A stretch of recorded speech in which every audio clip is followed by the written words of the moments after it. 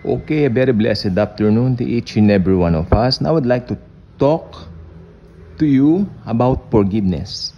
When we say forgiveness, ito po ba yung tipong naiisip mo na kapag nakagawa ako ng kasalanan sa aking mommy o sa aking daddy, really have to say, sorry mama, sorry papa, di ba? I mean, sorry sister, sorry brother, di ba? Which is good. Of course, you really need to ask forgiveness. You really need to have an apology kung ikaw yung nasa mali. Okay, if you're one in the wrong, di ba? Pero kung alam mo namang tama ka at naninindigan kang tama naman yon, well, for me, kausapin mo na lang sila ng maayos, di ba? Pero that's not our topic for today. Ang topic natin ngayon ay nasabi ko na tungkol sa forgiveness. Mas malalim na level. Okay, hindi ito yung forgiveness na nasa isip ng tao, yung kada mali, kada wrong, go, ask forgiveness. One time po, I talked to a brother in Christ, no, na kapatid natin sa Lord. Matagal na, matanda na po itong brother natin na ito. Then, ang issue, ito yung 1 John chapter 1 verse 9. 1 John chapter 1 verse 9. Kasi, nakalagay po doon, kung tayo ay hihingi ng tawad, tapat siya na patatawarin tayo. Ayun.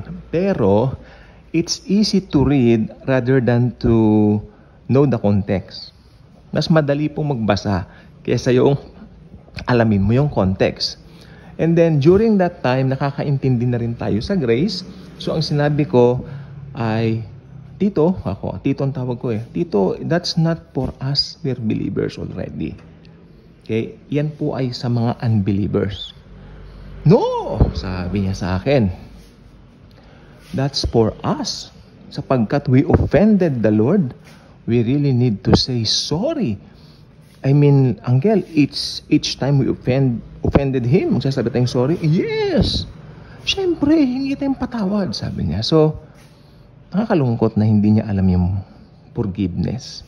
No? Ang 1 John chapter 1 verse 9 ay hindi po sa ating mga believers. Yung sulat po na 1 John, actually, para po yan sa mga Judeo-Christian, sa mga Hudyo na Kristiyano. Tayo po, Gentiles tayo eh. Kaya meron po tayong rightly dividing the scriptures. Yan po ay para sa mga Judeo-Christians. Pero okay lang. Sige, ipasok mo na kasi nandun naman yung word na Christian. So, tignan natin. Para sa Kristiyano ba yan? Hindi. Yun po ay para sa unbelievers. Kaya nakalagay doon so that our joy may be full kung nakakilala rin kayo kay Lord. Parang ganun yung gustong ibato ni Apostle John doon sa mga readers niya, sa mga audience niya. Kung papansinin niyo kasi, yung 1 John chapter 2, nagbago yung tono niya eh. Di ba? My children, kanan niya. Sabi niya na, my children. Yun, mga believers na ang kausap niya. Kaya dapat dinidivide natin yung scriptures. Ganyan po yan. So, yung 1 John chapter 1 verse 9, sa mga unbelievers po yan. Okay, may mga nai-invite silang unbelievers sa congregation, then dumarating, pag nagsasama-sama yung mga Christians, may mga naiimbitahan sila. Kaya sabi niya, so that our joy may be full, kung kayo rin ay mananampalataya. Then if you confess your sins, dapat siya na patatawarin ka. Sino man nagsasabi na wala siyang kasalanan, tingnan niyo to. Sino man nagsasabi na wala siyang kasalanan ay sinungaling, di ba? So ibig sabihin, may pride yung mga unbelievers na sabihin nilang wala silang kasalanan kaya hindi nila kailangan ng tagapagligtas. O kailangan nila yung kaligtasan na tanging Panginoong Kristo lang makapagbibigay upang magkaroon ng kaligtasan ng kanilang mga kaluluwa. Sapagkat sa kanila, masyado nilang pinaninindiganan yung, hey, mahusay kami, siguro may religion sila, maybe, mga ganyan ang kanilang pinagmamalaki. Pero, ito pong katotohanan dito, yung 1 John chapter 1 verse 9, it's not for believers. Para yan sa mga naiimbitahan nila mga tao, kasi mga Judeo-Christians po itong mga to eh. Kaya, yes, para po sa kanila ito. Sa mga Hudyo po talaga isulat ito, mga Hudyong naging Kristiyano. So, hindi po tayo dito, Gentiles tayo kung tutusin. Pero, for the sake of, basahin na rin natin kasi mga Kristiyano rin po tayo. No? So, applicable din naman sa atin to in some sense. Okay, pero kung titignan mo yung konteksto, sa mga Judeo-Christians po talaga, isinulat to ni Apostle John. Kaya sabi ko po, mag-iingat po tayo sapagkat sometimes yung mga binabasa mo, hindi ko mo nakasulat yan, pupulutin mo sa'yo.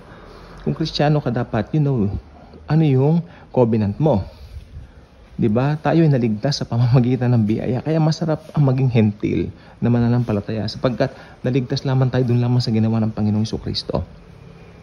Kaya sasabihin ko po ulit sa inyo, ang konteksto po nito ay para po sa mga unbelievers. So sana wag po tayong malilito roon. Okay? We are forgiven once for all. Hindi mo na kailangan humingi pa ng tawad. No? Hindi mo na kailangan pang sampalin sa mukha ang Panginoong Hesus. Paano kung sabihin sinasampal mo sa mukha? Yes, sampal sa mukha kapag pinipilit mong pwede ka pang humingi ng tawad. Ganun ganun. Samantalang siya nagpatawad sa'yo, pinatawad ka na, ba't hingi ka pa hingi ng tawad? Diba? We are forgiven once and for all because of Jesus. Kaya kung hindi ka pa subscriber sa channel na ito, invite you to do so. Click the notification bell, share this video, share the wonderful love of the Savior, the Lord Jesus Christ. Okay? Thank you, and Jesus truly loves us all. Remember, we are forgiven once for all time.